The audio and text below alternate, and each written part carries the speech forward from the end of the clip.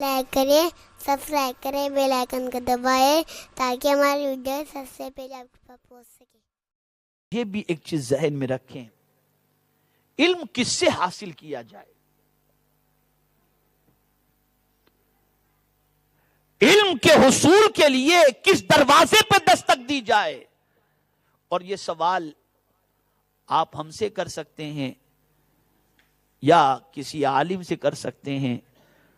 ہو سکتا ہے علم کی فضیلت آپ کے سامنے پیش کی جائے تو آپ یہ کہیں کہ کس سے علم حاصل کیا جائے۔ صحابہ نے حضور سے پوچھا تھا، سرکار علم کس سے حاصل کریں؟ 1,00,000 سے زائد کم و بیش صحابہ تھے، لیکن صحابہ نے حضور سے عرض کیا، حضور ہم کس سے علم حاصل کریں؟ قرآن کس سے سیکھیں سرکار، کس سے سیکھیں؟ تو میرے آقا صلی اللہ علیہ وسلم نے فرمایا، استقرأوا القرآن من 40، ان چاروں میں سے کسی ایک سے قرآن سیکھو۔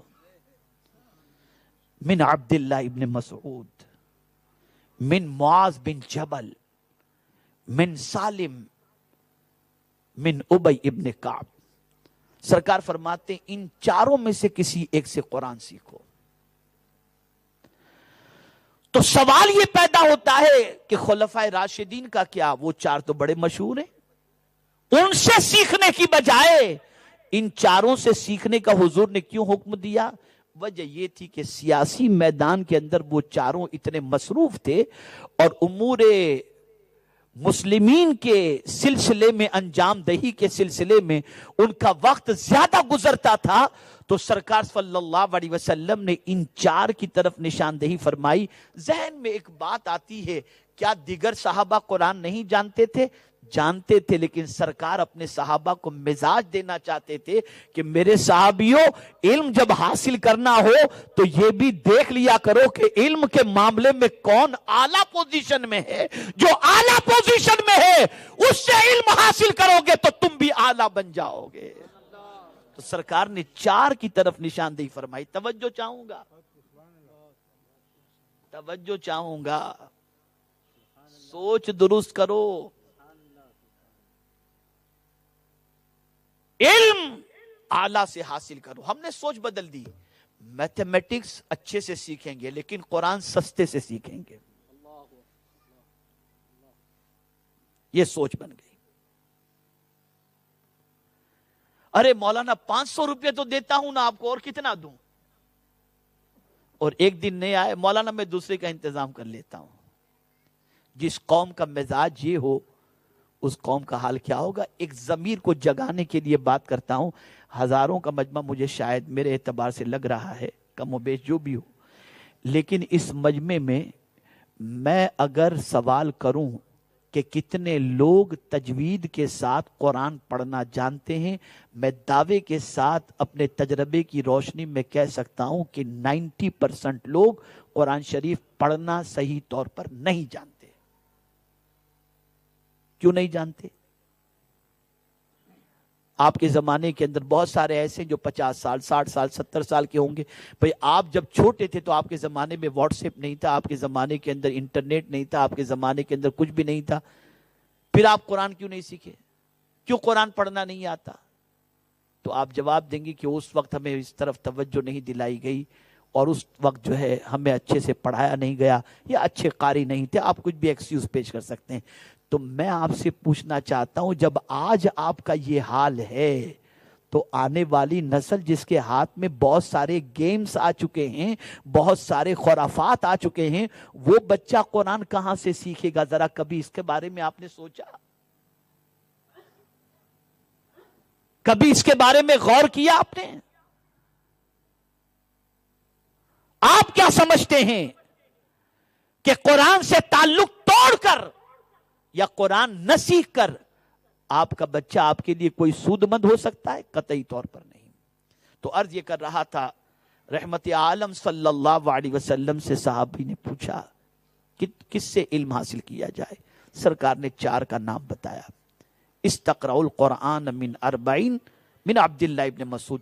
اب حضرت عبداللہ ابن مسعود کو پہلے کوئی نہیں جانتا تھا، وہ ایک غلام تھے، چھوٹی سی ہائٹ تھی ان کی، بہت چھوٹی ہائٹ، لیکن حضور کی صحبت میں بیٹھے، حضور صلی اللہ علیہ وسلم سے انہوں نے علم حاصل کیا تو اتنا اچھا قرآن پڑھتے تھے کہ آقائے کریم صلی اللہ علیہ وسلم ایک مرتبہ مسجد نبوی شریف میں چل کر کے اپنے حجرے کی طرف بڑھ رہے تھے اور حضرت عبداللہ ابن مسعود رضی اللہ تعالیٰ عنہ اس کی زبان سے قرآن حضور نے سنا تو اتنے خوش ہوئے کہ حضرت عبداللہ کو سرکار نے بشارت عطا فرما دی.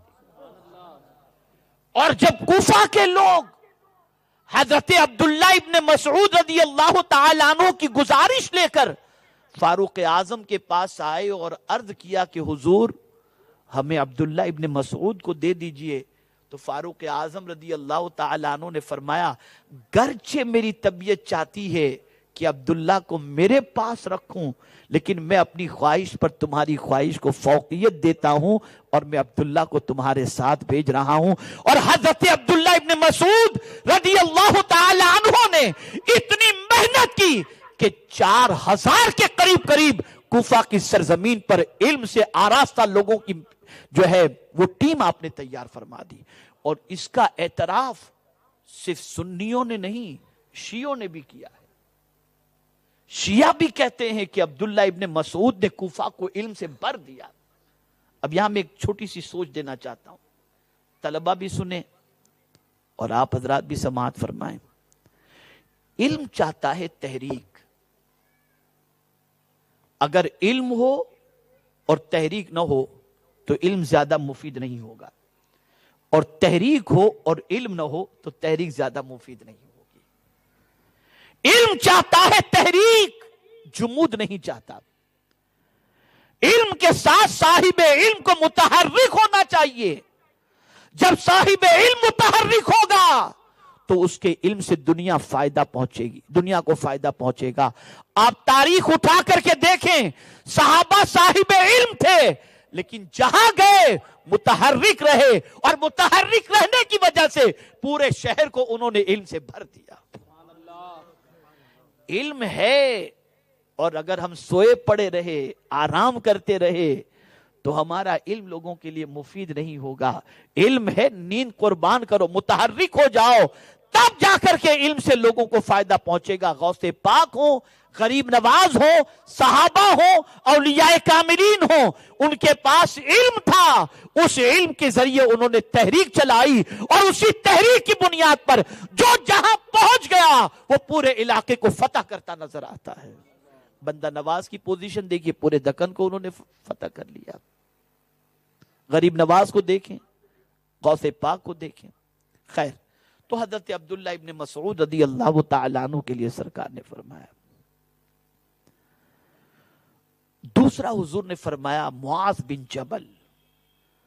سرکار صلی اللہ علیہ وسلم فرماتے ہیں کہ میرے صحابہ میں حلال و حرام کا جاننے والا معاذ بن جبل سے زیادہ کوئی دوسرا ہے ہی نہیں. سب سے زیادہ حلال و حرام کا جاننے والا معاذ بن جبل ہے، سرکار فرماتے. اور حضرت معاذ بن جبل رضی اللہ تعالیٰ عنہ کا وصال کس عمر میں ہوا؟ 32 سال کی عمر میں.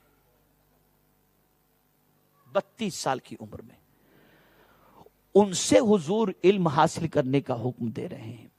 مجھے بتانا صرف آپ کو اتنا ہے کہ یہ بات ذہن کے اندر بٹھا لو کہ میتھس کے لیے اچھے ٹیوٹر کو ڈھونڈتے ہو، انگلش کے لیے اچھے ٹیوٹر کو ڈھونڈتے ہو، سائنس کے لیے اچھے ٹیوٹر کو ڈھونڈتے ہو، تو قرآن کے لیے بھی ذرا دیکھو کوئی اچھا قرآن پڑھانے والا ہو، تاکہ جب اس سے آپ کا بچہ قرآن پڑھے گا تو وہ قرآن آپ کے لیے بھی نجات کا ذریعہ ہوگا، آپ کی اولاد کے لیے بھی نجات کا ذریعہ ہوگا. اور اس لیے سستا نہ ڈھونڈو، اچھا ڈھونڈو. سبحان اللہ. اچھا ڈھونڈو اور دل کھول کر کے خدمت کرو، کیپیسٹی کے مطابق کوشش کرو. اس لیے کہ قرآن پڑھانے والا اور قرآن پڑھنے والا یہ دونوں حضور کے نزدیک سب سے بہتر ہیں، سب سے بہتر ہیں. میرے پیارے آقا صلی اللہ تعالی علیہ وسلم کے پیارے دیوانوں، قرآن سے اپنا شغف بہت اسٹرانگ کرو، بہت مضبوط کرو. مجھے تو کبھی کبھی حیرت ہوتی ہے جب پتہ چلتا ہے کہ کوئی قرآن نہیں پڑھتا، تو مجھے اندر سے کچھ فیلنگ ہوتی ہے کہ یا اللہ یہ تلاوت کے بغیر جی کیسے پاتے ہیں. دعویٰ غوث پاک کی غلامی، غوث پاک کا دامن نہیں چھوڑیں گے. اور غوث پاک رضی اللہ المولا تبارک و تعالی عنہ کا عالم یہ کہ اللہ اکبر ایک پیر پر کھڑے رہ کر پوری رات میں پورا قرآن ختم کرتے نظر آتے ہیں. ہمارے ویڈیو کو لائک شیئر ضرور کریے.